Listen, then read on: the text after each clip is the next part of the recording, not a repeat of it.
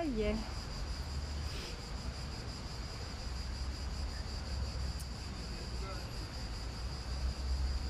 Alors, ah bah ça marche. Ça y est, je suis connectée.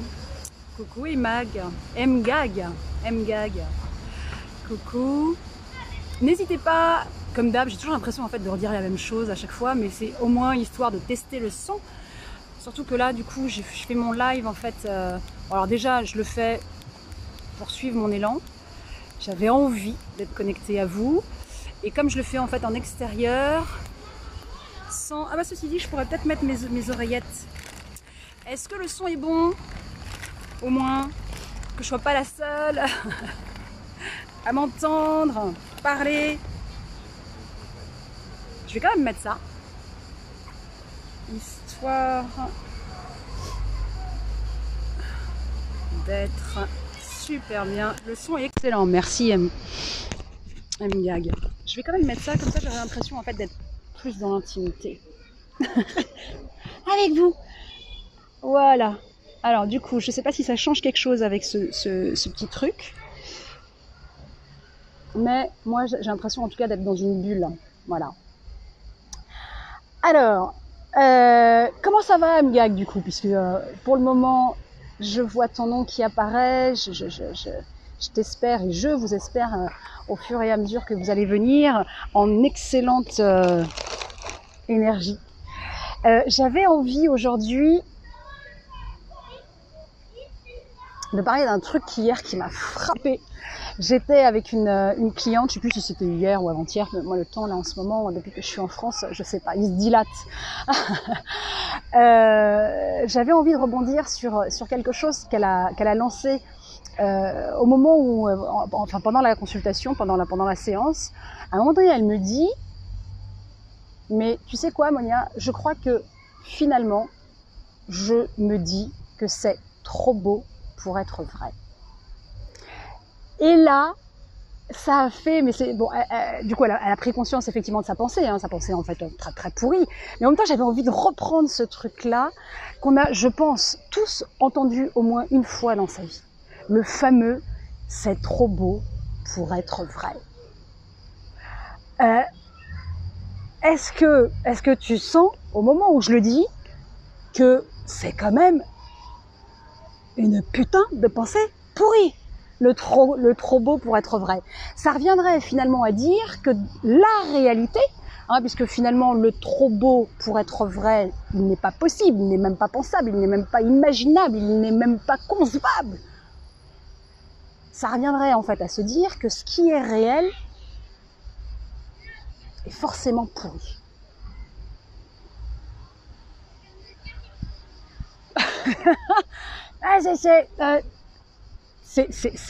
J'ai envie de dire, c'est ouf quand même, comme croyance ou comme parce que c'est de là dont viennent toutes nos croyances, et c'est le propre d'une croyance, c'est que finalement elle ne repose sur rien d'autre que le fait que nous pensions qu'elle est vraie.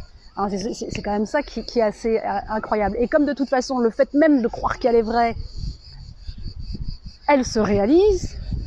Et ben finalement la croyance effectivement devient vraie parce qu'on se dit bah si regarde attends ça s'est passé attends envie de te dire tu vois regarde ton expérience regarde ta vie. C'est ça qui est génial. Donc les croyances naissent aussi de par la répétition des petits trucs comme ça qu'on a pu entendre une fois, deux fois, trois fois par nos parents, par ceux qu'on considère comme étant les référents ou les garants d'une certaine autorité, donc d'un certain savoir, parce que ceux qui ont l'autorité, ils ont forcément le savoir. Bon, parfois on se demande si vraiment ça aussi c'est pas une pensée pourrie, ben ça c'est un autre sujet. Ce qui est intéressant, c'est de voir en fait comme quoi ces petites choses qu'on peut nous répéter, et surtout celle-là, et c'est surtout celle-là en fait que je voulais vous proposer de reconsidérer le fameux non, c'est trop beau pour être vrai. Ah ouais?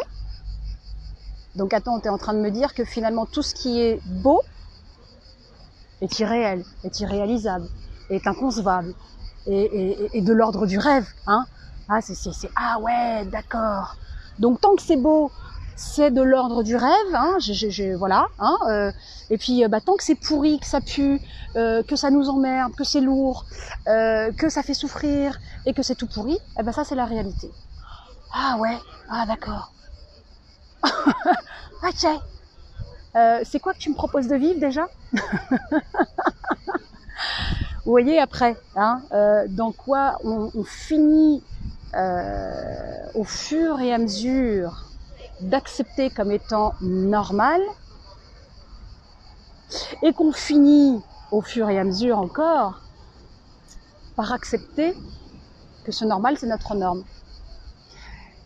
Coucou Antambeng, coucou Albine Marcaille. Et c'est là où à un moment donné, en fait, on se fait piéger soi-même. Hein. C'est que du coup, le fameux, bah ouais, c'est trop beau pour être vrai. Bah du coup, ouais, tu te l'acceptes et puis finalement, tu finis de toute façon par accepter aussi derrière ça que l'idée que ce que tu vis qui est pourri, bah c'est ta réalité et que finalement, toi, ce à quoi t'aspires, à savoir quand même le meilleur, parce que quand même, je te rappelle qu'on est là pour vivre le meilleur, hein, et ben que ça, c'est de l'ordre du rêve. Donc tu finis par écrire tes rêves dans un joli petit carnet que tu consultes tous les soirs avant de t'endormir et puis que tu cumules comme ça, comme un espèce de journal intime, parce qu'on a commencé par ça quand on était petit, hein, on avait en fait notre journal intime, hein, dans lequel on consignait tous nos rêves, puis on continue en étant adulte en se disant que de toute façon, tout ce qui est super cool et super génial et super beau, c'est quand même de l'ordre du rêve, parce que bah oui, hein, mes référents, ceux qui ont le savoir, les sachants, hein, papa, maman, la bonne et moi, m'ont dit que, bah attends, c'est trop beau pour être vrai. Ah ouais, d'accord. Bon bah ok, bah je vais accepter la merde alors. Ah d'accord. Ah c'est ça la vie. Ah ouais, d'accord. Je force le trait, je force toujours le trait. Vous le savez, vous commencez à me connaître si à un moment donné vous regardez en fait mes lives. Mais c'est ça, hein, c'est qu'à un moment donné, on finit en fait par fermer le clapet de la boîte pourrie, hein, dans laquelle on est. Parce que voilà, hein, à un moment donné, on s'enferme soi-même. Hein, c'est l'histoire du hamster. Et puis on finit finalement par accepter, hein, que bah, tout ce qu'on vit c'est de l'ordre du réel et que tout le reste c'est le rêve. Et à un moment donné, et c'était le cas en tout cas de ma cliente, c'est qu'à un moment donné quand je lui ai parlé en fait de son désir, c'est-à-dire que du coup parce que c'est ça aussi, hein, c'est que à un moment donné quand on travaille en fait avec un coach, c'est bien évidemment l'idée, c'est de revenir en fait à la source de ce qui nous anime, de ce qui nous fait vibrer.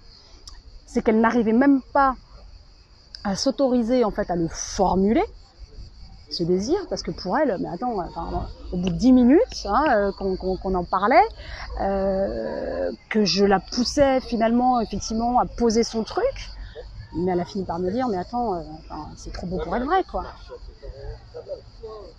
Voilà. C'est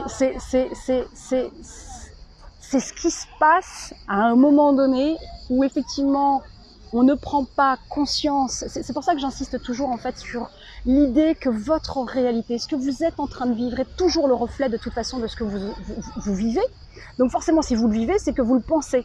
Et qu'à un moment donné, si ce que vous vivez ne vous convient pas, pour X raisons, hein, quel que soit d'ailleurs le domaine hein, de vie, c'est qu'à un moment donné, les pensées que vous avez à ce sujet-là n'ont pas suivi la mise à jour que vous êtes faite et que vous êtes probablement sur effectivement un mode de pensée, un état d'être, un fonctionnement de l'âge où vous étiez encore avec des couettes ou avec un shirt et que du coup vous acceptiez l'idée que de toute façon la vie se raconte par ce que vous en disent les autres et que vous-même vous vous laissez raconter par ce que vous en dit les autres.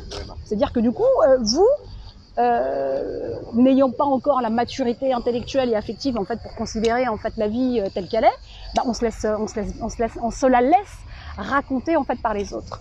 Et c'est toujours cet état en fait de lumière, de mise en conscience de ce que vous vivez qui est importante. C'est prenez l'habitude à chaque fois d'avoir l'idée que si à un moment donné il y a un truc qui vous convient pas, déjà d'une, vous êtes en droit en fait de refuser la situation et puis essayer de voir en fait ce que vous en pensez. Et que peut-être, bah oui, le fameux l'enfer c'est les autres. Je l'ai pris la dernière fois, c'est marrant parce que du coup, je l'ai pris il y a 2-3 jours sur un de mes posts. Et merci Albine ou Albin, je sais pas, peu importe. Enfin si, non, c'est important parce que du coup c'est ton prénom. Mais c'est peut-être Albine Marcaille. Mais on a peut-être, je dis pas que c'est le cas pour toi, mais on a pour le coup cette phrase en fait de Sartre, on l'a peut-être un petit peu mal comprise. Hein. L'idée c'est pas en fait tant de dire que l'autre est un enfer, mais que finalement, d'ailleurs quand on lit le bouquin, on comprend très bien. Moi j'adore ce livre. C'est que finalement, bah oui, en fait, c'est cet enfermement de nos pensées dans lesquelles en fait on tourne en boucle, hein, qui nous font bien évidemment entrevoir, parce que si c'est le bordel dans ta tête, hein, si ça tourne en boucle dans ta tête, bien évidemment que la perception que tu vas avoir du monde, c'est le reflet, c'est ça qui est génial de toute façon, hein, c'est quand on dit l'enfer c'est les autres. Ce que voulait dire Sartre, c'est que à un moment donné, quand tu t'enfermes dans tes propres pensées, ou de toute façon tu considères que le monde est hostile, j'ai envie de te dire que voilà. Hein, mais comme tu viens de le dire, c'est l'enfer, 3 petits points de suspension, c'est moi. Mais c'est tellement ça. C'est qu'à un moment donné, et vraiment ayez ce réflexe, mais systématique, ça doit venir comme un, je sais pas, comme au même titre que vous vous coiffez. Bon, moi je prends pas beaucoup de temps le matin, mais je prends cet exemple-là parce que je sais qu'il y en a que la plupart des gens quand même prennent beaucoup de temps à se coiffer et que ça, on le fait même sans réfléchir. Eh bien, faites la même chose avec cette idée que de toute façon, soyez observatrice, hein, de votre réalité, en ayant toujours finalement en tête que ça vous permettra de savoir exactement là où vous en êtes, par rapport encore une fois à telle ou telle situation. Et que des petites phrases aussi anecdotiques que c'est trop beau pour être vrai. Prenez le réflexe, encore une fois, de reconsidérer à chaque fois en fait ces petites phrases-là, parce que à un moment donné, elles vous mettent de toute façon dans une situation où vous allez limiter votre champ d'action. C'est-à-dire qu'à un moment donné, si tu considères en fait que le trop beau pour être vrai, il est acquis parce qu'il a été validé, hein, et puis tiens, encore une pensée mais de merde, et vraiment mais pourrie, hein, que finalement la validation en fait d'un certain nombre de choses, elle se fait par le nombre.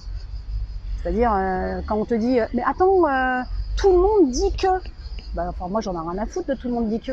Hein, c'est pas parce que tout le monde me dit qu'il faut que j'aille me faire vacciner que je vais y aller. À un moment donné, ça va bien quoi. Hein, ça aussi, soyez. Je parle pas là pour le coup. Je vous parle du vaccin parce que moi je crois d'ailleurs que ça me gonfle parce que cette idée en fait du vaccin, je ne veux pas que ça devienne un sujet, mais que on me renvoie toujours à l'idée que ça en est un. Que pour moi, il doit rester anecdotique. Parce que pour moi, je le vois comme anecdotique. Parce que c'est ma croyance qu'il soit anecdotique. Et donc, je prends cet exemple-là pour vous dire que soyez toujours alerte. Hein, faut que vous soyez un peu comme le... C'est pour ça que j'aime bien l'idée du furet. Je le reprends très souvent en fait dans mes lives, mais j'adore cet animal. En tout cas pour ce qu'il représente, parce que je peux pas dire que j'en croise tous les jours. Hein. Enfin, si. Dans les villes, il y en a beaucoup. Ils n'ont pas la même gueule, mais il y en a beaucoup des furets. Mais j'aime bien cette idée du furet, c'est-à-dire celui qui va, en tout cas c'est la représentation que j'en fais par rapport à cet animal, c'est celui qui furette, qui est toujours en train de chercher un peu partout. Soyez dans cet état d'esprit du furet, soyez le furet de vous-même pour traquer finalement toutes vos pensées. Remettez-les en question, remettez tout ce qu'on vous dit en question. Finalement, j'ai envie de dire. Hein, ça doit être même un postulat. Et encore une fois, c'est même pas dans l'idée d'être toujours rebelle. On n'a plus l'âge, on n'est plus... ça va, quoi. Moi, quand on me dit arrête d'être rebelle, je suis pas rebelle, c'est pas la question. Je suis pas. D'ailleurs, je ne me vis pas dans cet état de je suis contre. Ça m'intéresse pas, j'ai plus 15 ans. Je suis pas en train de faire des graphes sur les murs de ma cité, hein. Mais c'est juste un positionnement, j'ai même envie de dire philosophique, de remettre en question ce qui nous est dit comme étant vrai. Parce qu'on voit bien que ça soit pour n'importe quelle chose d'ailleurs, hein, que ça soit par des arguments aussi débiles que celui qui dit bah attends, enfin tout le monde dit que, donc c'est forcément vrai.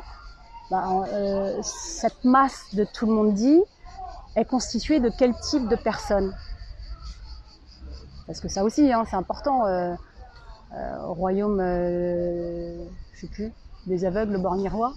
Ah, bah oui. Donc on voit bien que cet argument-là n'a aucun sens. Et que parfois il peut vous amener finalement à adhérer à telle ou telle chose sans même y penser. Que ça soit pour ça, ou que ça soit pour des phrases qui semblent aussi anecdotiques que de vous dire « mais attends, c'est trop beau pour être vrai ». Le trop beau pour être vrai, si vous l'avez entendu des milliards de fois, à un moment donné, vous allez enfermer en fait votre propre capacité à créer du rêve, à créer de la magie dans votre vie, dans un vieux tiroir avec tous ces journaux intimes que vous avez consignés, dans lesquels vous avez consigné en fait tous vos désirs. Et ça, c'est pas possible, quoi. Hein, on n'est pas ici en fait à l'état du purgatoire pour faire ses preuves, pour peut-être un jour avoir le droit en fait d'être heureux. C'est maintenant hein, que ça se passe. Hein, c'est pas dans 400 ans ou c'est pas moi j'aime bien. Je vous l'ai dit ce matin en fait dans mon post, j'aime bien l'idée de la réincarnation parce que je pense que de toute façon elle me rassure. Elle flatte mon ego de me dire ah c'est cool, je vais y revenir. Hein, j'ai un autre ticket. En attendant, j'ai aussi, et c'est là où du coup parfois on peut être complexe, c'est qu'on peut être tiraillé entre deux croyances qui sont diamétralement opposées. Mais j'ai aussi en fait la croyance dans le doute je m'abstiens. Donc bon, pour le moment, je m'abstiens de croire en cette croyance-là de la réincarnation.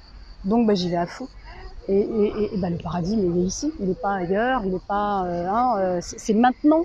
Donc remettez en question systématiquement tout ce qu'on peut vous dire, parce que ce trop beau pour être vrai, en ce qui concerne ma cliente, j'ai vu son nom passer.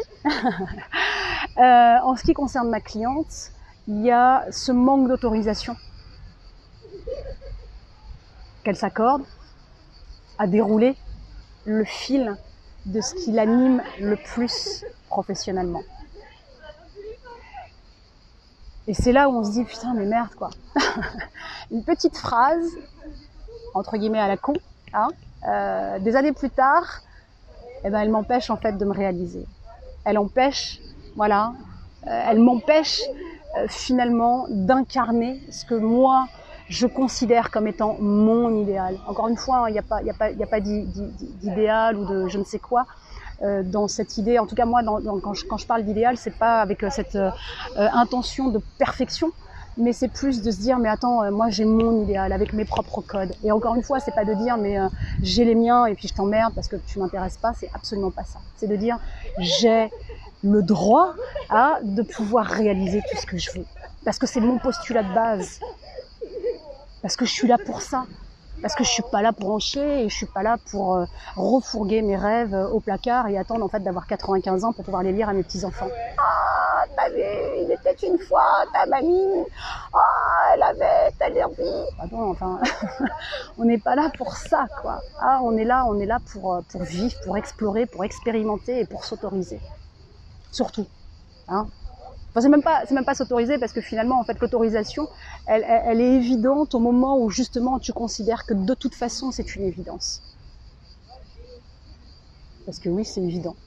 C'est évident que tu as le droit de réaliser tes rêves. C'est évident que toi, tu puisses considérer que le beau, c'est ta norme.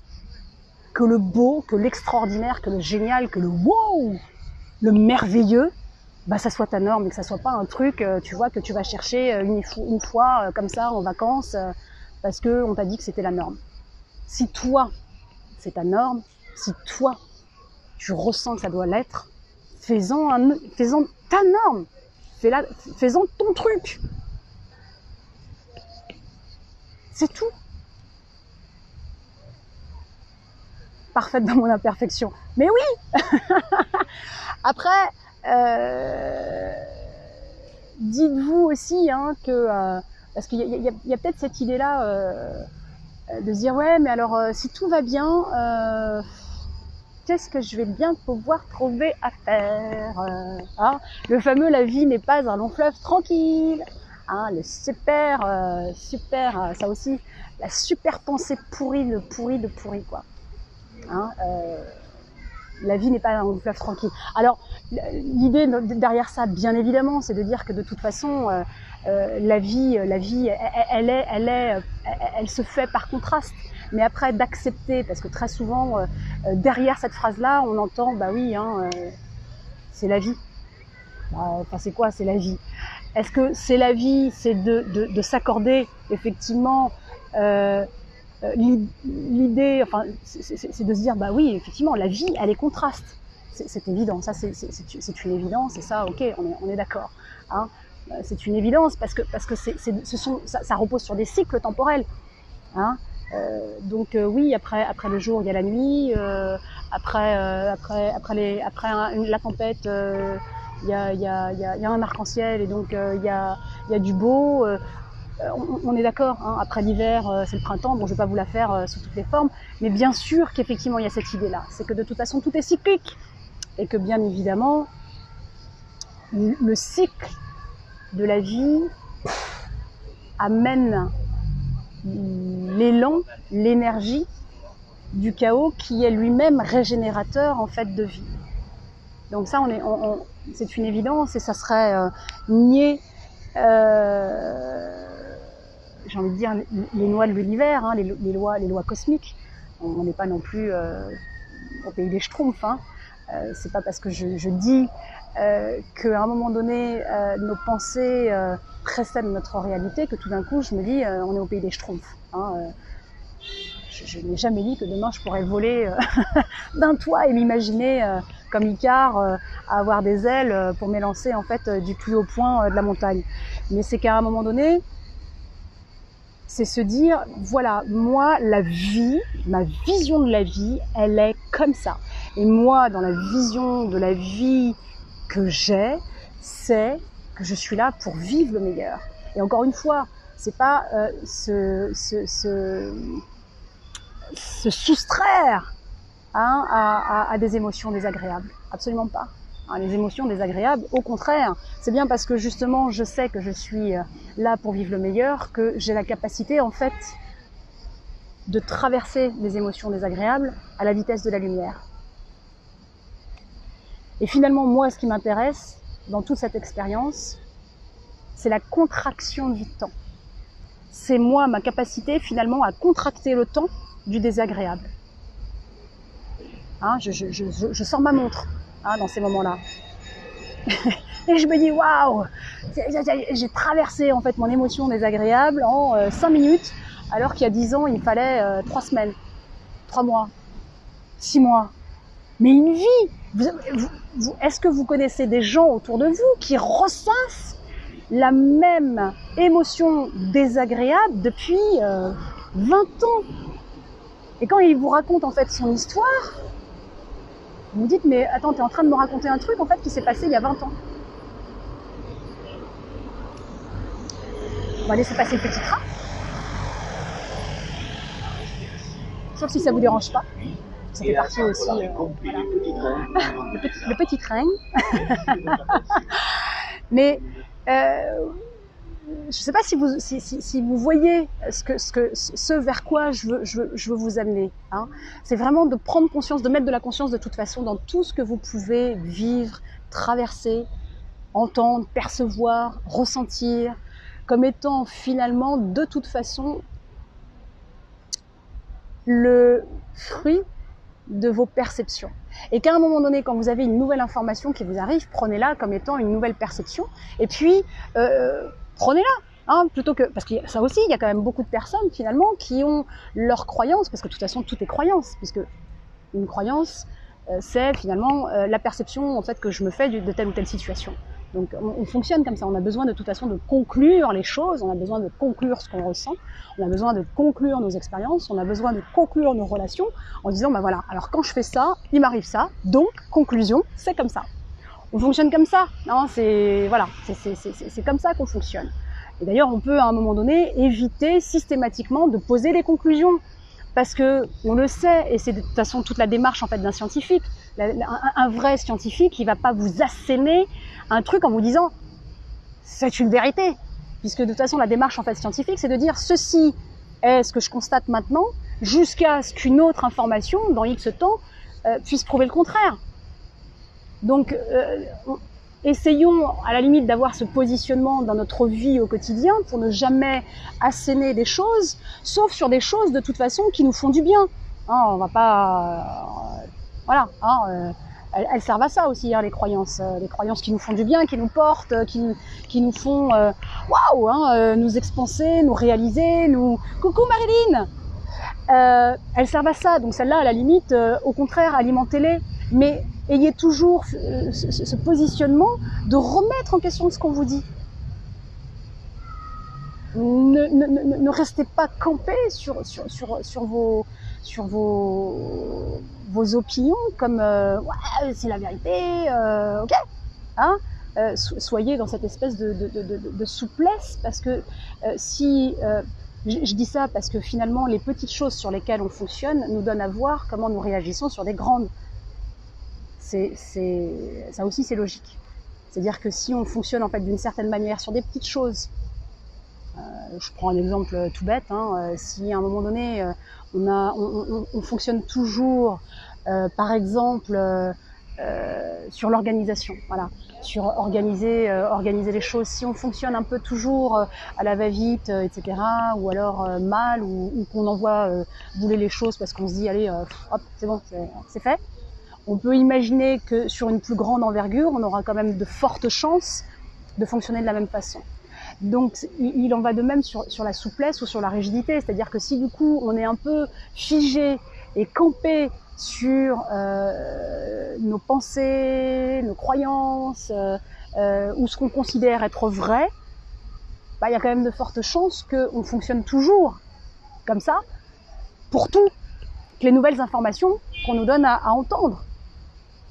Et c'est quand même dommage, pour pas dire autre chose, c'est quand même dommage parce que en même temps c'est ce qui vous permettra de toute façon d'évoluer. Alors sauf si effectivement vous êtes super heureux, hein, on peut aussi, encore une fois il n'y a rien de manichéen, hein, on peut se satisfaire en fait d'une situation voilà, qui est pas satisfaisante, enfin en tout cas qui peut paraître pour les autres pas satisfaisante, hein, mais qui pour soi c'est le top. Donc à ce moment-là, effectivement, il y a rien à bouger, mais je vais pas à chaque fois vous répéter ça, c'est-à-dire que du coup, si vous êtes là, c'est aussi pour faire bouger les lignes, hein, de votre système de pensée. Vous commencez soit par me découvrir, et à ce moment-là, comme ça, vous verrez un petit peu la tonalité et la couleur de ce que j'amène en termes de schéma de pensée. Et puis pour ceux qui me suivent déjà, bah, vous savez, on est là pour grandir ensemble, puis pour à un moment donné bouger un peu les lignes de notre fonctionnement. Parce que si on est là en train de se poser des questions, c'est qu'à un moment donné, la réalité qu'on vit, hein, bah, elle nous convient pas. Donc si elle nous convient pas, c'est qu'il y a quand même des choses en fait à changer. Donc elles sont en soi, hein, elles sont pas ailleurs, elles sont pas à l'extérieur. Puisque encore une fois, nous ne sommes pas que des simples observateurs. On transforme la matière. On transforme la matière. Et je disais la dernière fois en fait, justement, je crois à la même cliente. Pour revenir en tout cas sur ma croyance, que nos croyances font tout, parce que déjà, pour se dire en fait que les croyances font tout, on doit déjà y croire, sinon ça sert à rien. On pourra jamais transformer les choses en fait par ses pensées. Mais prenez, parce que c'est ça en fait, hein, la différence entre la croyance et la foi, c'est que du coup la croyance quand même elle repose sur des expériences, hein, sur des choses un petit peu quand même voilà. Mais tout le monde a entendu parler en fait de l'effet placebo, hein. Tout le monde s'accorde quand même à dire que ah bah ouais, hein, y a des gens, hein, qui ont réussi à guérir miraculeusement en mangeant juste un sucre avec de l'eau, quoi. Parce que on leur a dit que ce sucre avec une goutte d'eau ou une goutte de je ne sais quoi, ben c'était un produit miracle qui allait les faire guérir. Donc, et c'était un réel, pour le coup, sujet de science, puisque nombreux sont les scientifiques qui se sont vraiment intéressés à la puissance de l'esprit, hein, en se disant mais comment ça se fait quand même qu'on arrive par la puissance de notre esprit et de nos pensées à guérir miraculeusement en fait de telle ou telle maladie. Donc il y a eu beaucoup de recherches, il y a eu beaucoup d'études là-dessus, hein.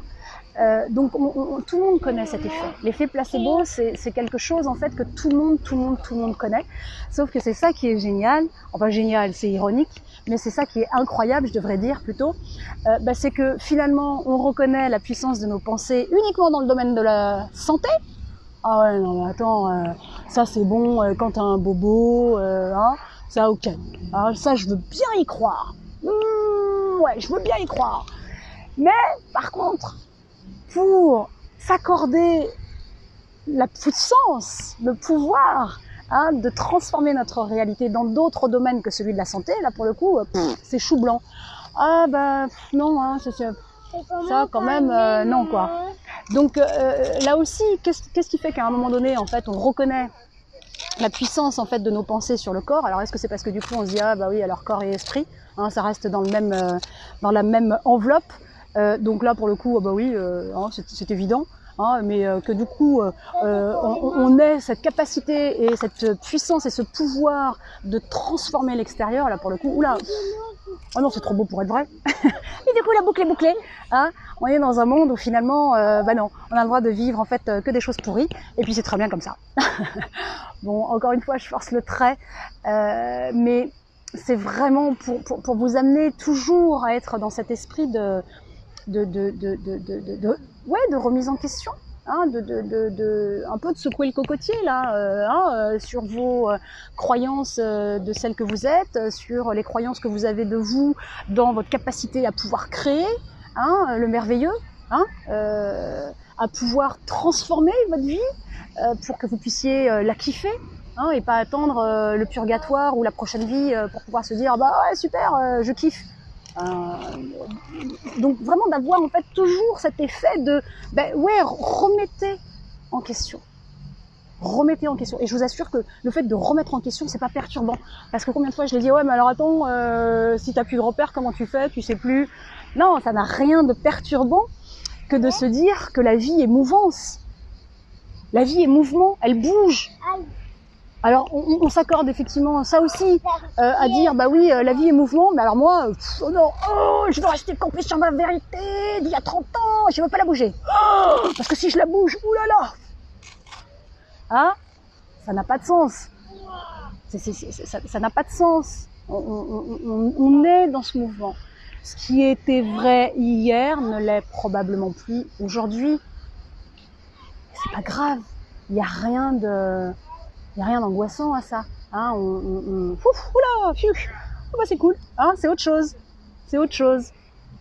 Et ce autre chose me permet d'entrevoir d'autres choses, d'autres parties de moi-même. Donc c'est ça qui est génial.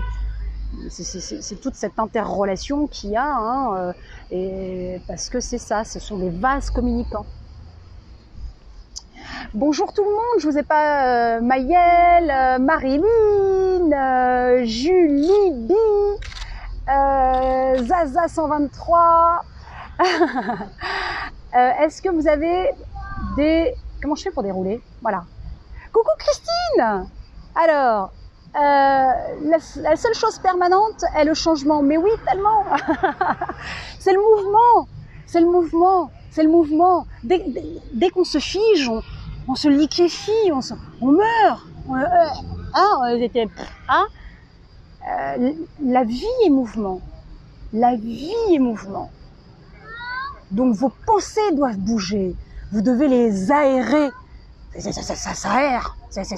On laboure la terre, on laboure nos pensées, on laboure notre cerveau pour l'aérer, pour pour créer une émulsion, hein, comme quand on bat les œufs en neige. Hein, c'est parce qu'on y met de l'air que tout d'un coup, c'est pareil. Hein, donc toutes les petites phrases où vous sentez putain mais non moi ça m'arrange pas de penser comme ça.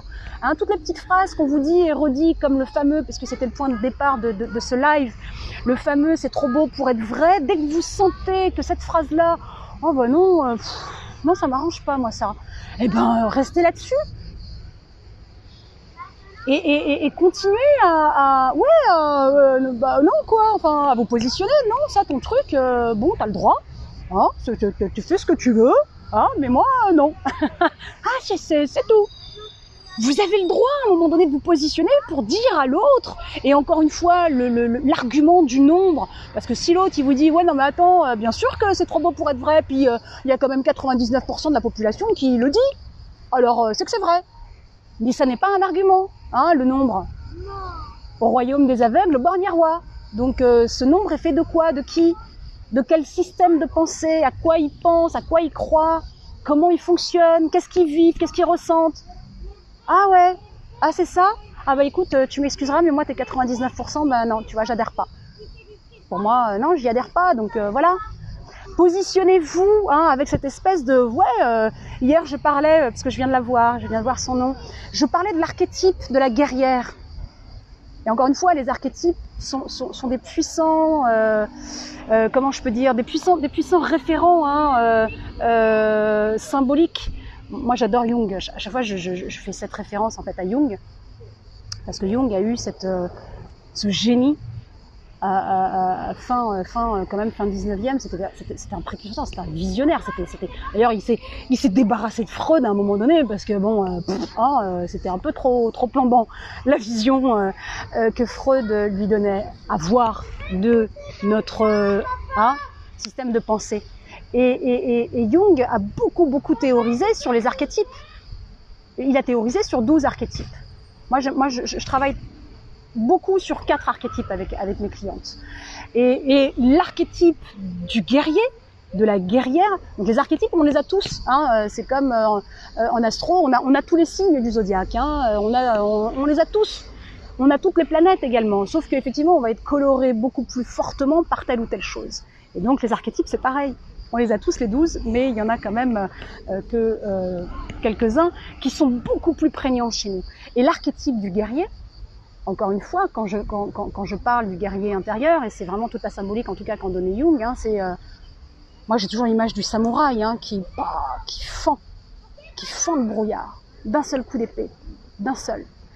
C'est ça aussi, c'est qu'à un moment donné, réveiller, raviver, je sais pas quel est le terme qui vous convient le mieux, mais raviver ce guerrier intérieur, pour vous positionner, pour dire non, ça je veux pas, ça m'intéresse pas, ça, ta vision, moi, elle me correspond pas. Et puis, ça sert à rien de convaincre l'autre.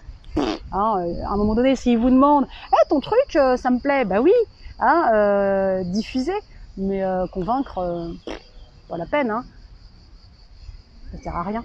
Mais ce que je veux dire par là, c'est positionnez-vous, hein, voilà, affirmez à un moment donné, non, ta vision ne m'intéresse pas, t'as le droit d'y croire. T'as le droit d'y croire, hein, voilà, hein, c'est ton truc, c'est ton dada, hein, mais c'est pas le mien, voilà, hein. C'est pour ça que l'histoire du vaccin, moi ça me gonfle en fait quand ça devient un sujet. Foutez-moi la paix, quoi, pour moi c'est pas un sujet. T'as envie de te vacciner, tu te fais vacciner, moi j'ai pas envie, lâche-moi, quoi. Tu vois, à un moment donné, je le dis même comme ça, parce qu'à un moment donné, ça n'est pas un sujet pour moi. Ça n'est pas un sujet. Parce que pour moi, cette histoire doit rester de l'ordre de l'anecdotique, même si ça ne l'est pas, mais pour moi, ma croyance, je veux qu'elle reste de l'ordre de l'anecdotique. Donc, positionnez-vous à un moment donné pour dire, bah non, toi là, ton trop beau pour être vrai, ça m'intéresse pas. Ah, peut-être, voilà, je passe mon tour. Hein, t'as le droit de penser ça et puis tu fais ce que tu veux, mais moi ça m'intéresse pas. Donc à un moment donné, ayez ce truc hein, de vous positionner, parce que plus vous saurez dire non, ça je veux pas, hein, plus vous saurez aller justement vers ce qui vous fait le plus kiffer, ce qui vous fait le plus vibrer, vers votre désir, et vous arrêterez en fait d'accepter l'idée que ce qui est beau est trop beau pour être vrai. Non, hein, ce qui est beau c'est la norme, ce qui est beau, mais moi aussi j'ai envie de l'avoir, enfin voilà, à un moment donné il faut arrêter quoi. Hein, et puis il y en a quelques-uns quand même qui ont compris, hein, et ça les arrange de nous laisser croire ça, hein, bah voilà.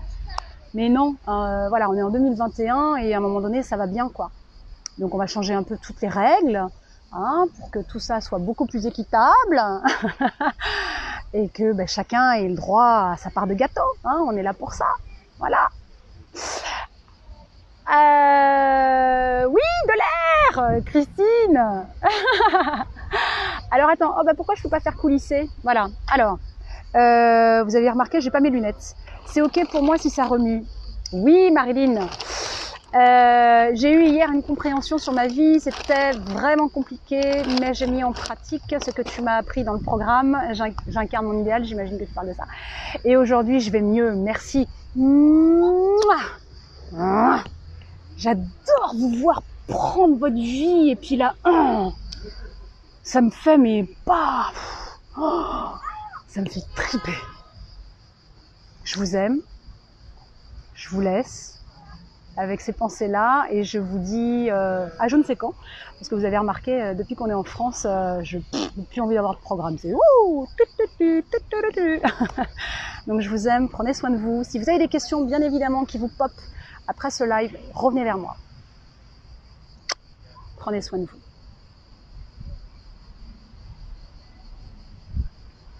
Alors, j'arrête.